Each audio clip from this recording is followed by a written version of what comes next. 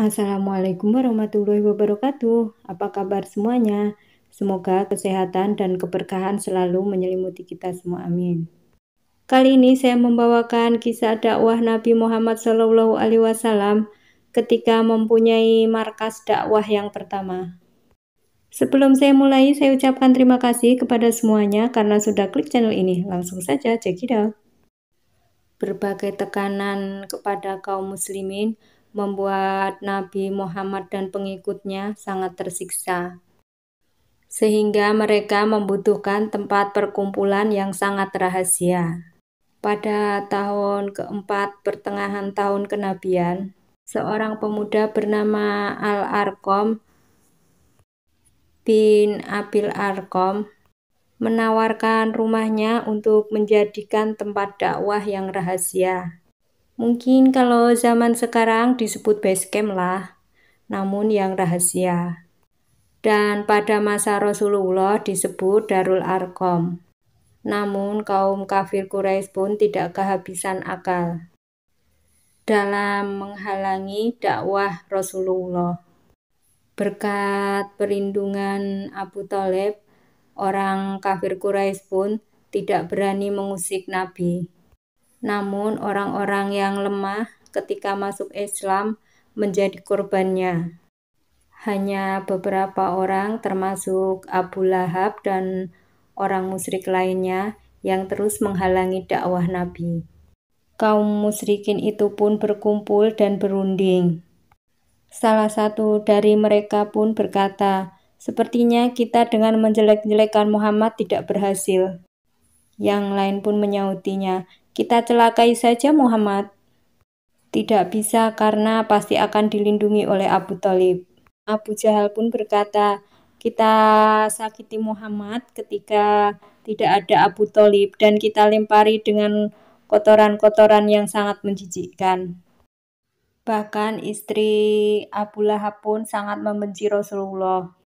Istri Abu Lahab ini kesana kemari mencari Rasulullah untuk dilemparin batu. Sesampai di rumah Nabi Muhammad, hanya dilihatnya Abu Bakar saja yang sedang duduk termenung. Istri Abu Lahab itu bertanya kepada Abu Bakar, "Wahai Abu Bakar, apakah kamu tahu Muhammad di mana?" Abu Bakar pun bertanya, "Untuk apa kau mencari Muhammad?"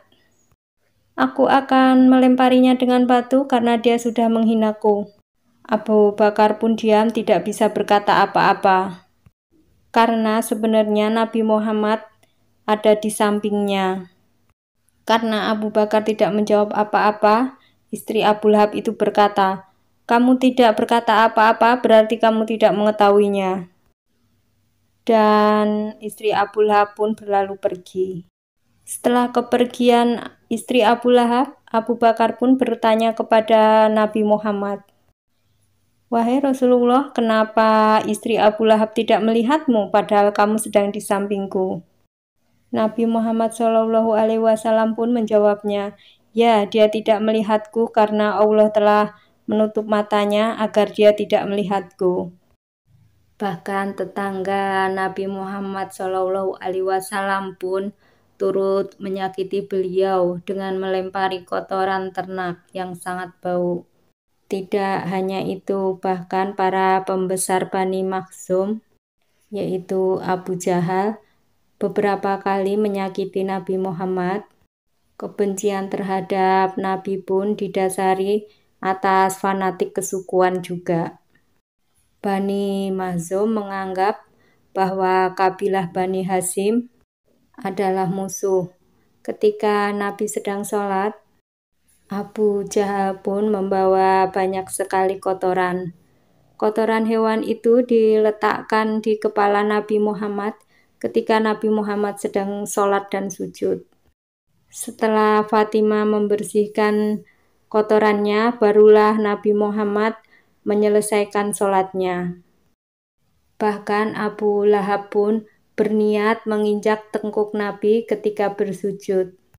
Namun tiba-tiba Abu Jahal itu merasa ketakutan dan lari terbirit-birit. Orang-orang kafir itu yang melihat dari tadi dengan tertawa terbahak-bahak, tiba-tiba terdiam. dan bertanya kepada Abu Lahab, "Ada apa Abu Lahab? Kenapa kamu tiba-tiba lari ketakutan begitu?" Abu Lahab pun menjawabnya dengan sangat terbata-bata. "Waktu saya mau menginjak kepala Muhammad, ternyata ada api yang sangat besar mengelilinginya, dan di situ banyak sekali sayap." Dan yang lain pun hanya bilang, "Sungguh, mereka pun sangat ketakutan dan pergi dari tempat itu." Tidak berhenti sampai di situ. Bahkan Abu Jahal ini setiap ada bangsawan yang masuk Islam, maka akan ditawarinya dengan harta agar meninggalkan agama Muhammad. Jika dia orang miskin, maka dia akan segera menyiksanya dengan cara apapun agar mereka rela meninggalkan agama Islam. Namun rata-rata dari mereka itu tidak mau meninggalkan Islam dan teguh pada pendiriannya. Karena banyak sekali budak yang disiksa, Abu Bakar pun banyak membebaskan budak itu. Dengan cara membelinya, maka budak itu akan merdeka. Di antaranya Bilal bin Rabah, Abu Fakeka, Khabbab bin Al-Arad, Zinirah, Nahdiyah, Ummu Ubais, dan Amir bin Amirah. Mendengar kaumnya banyak sekali yang disiksa, Nabi Muhammad pun hanya bisa berdoa kepada Allah Subhanahu wa Ta'ala agar segera kaum musyrikin itu diberi hidayah. Dan pada akhirnya Rasulullah pun memerintahkan kaumnya yang sudah masuk Islam agar menyembunyikan keislamannya, sampai kekuatan Islam itu benar-benar kuat. Karena banyak sekali mata-mata dari kaum musyrikin, maka untuk sementara perkumpulan yang sering berkumpul itu dihentikan. Pada suatu pagi, sahabatnya yang bernama Arqam al-Arqam mendatangi Rasulullah. Rasulullah pun bertanya, "Ada apa gerangan Arqam? Kenapa kamu mengunjungiku?" Arqam itu pun menjawab, "Aku hanya menawarkan rumahku sebagai tempat untuk berdakwah secara sembunyi-sembunyi. Karena saya sangat sedih jika banyak sekali penganut agama Islam yang disiksa hanya karena mempertahankan keimanannya." Dan kebetulan rumah Arqam ini di Bukit Sofa yang dekat dengan Ka'bah. Nabi Muhammad pun menjawabnya, "Terima kasih sekali wahai Arqam, kamu pemuda yang sangat baik. Semoga Allah Subhanahu wa Ta'ala merahmatimu dan kita akan menggunakan rumahmu sebaik mungkin." Dan kebetulan rumah Arqam ini juga selain dekat dengan Ka'bah, namun agak terpisah dari rumah-rumah lainnya.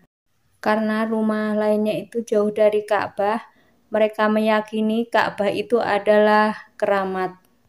Arqam ini adalah seorang pengusaha juga yang hartanya lumayan banyak.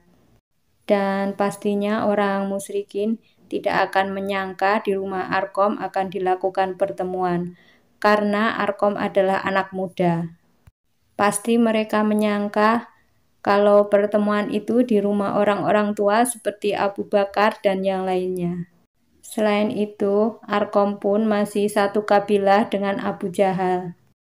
Dan Abu Jahal pun tidak akan berpikir bahwa Arqam pun akan mengkhianati kabilahnya. Lagi pula berita tentang keislaman Arqam tidak pernah terdengar. Dan salah satu dari kaum muslimin pun bertanya kepada Arqam, "Wahai Arqam, bukankah kamu itu masih satu suku dengan Abu Jahal? Bagaimana kalau Abu Jahal tahu kalau kamu sudah masuk Islam?" "Saya tidak peduli dan saya akan terus mempertahankan keislaman saya karena Allah dan Rasul-Nya lah yang lebih utama." Kurang lebih 3 tahun rumah Arqam dijadikan tempat ibadah, diskusi, dan lain sebagainya. Jumlah orang yang masuk Islam pun semakin meningkat.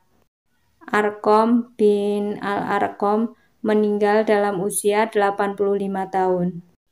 Sebelum meninggal, Al-Arqam memberikan wasiat agar jenazahnya disolati oleh Sa'ad bin Abi Waqqas.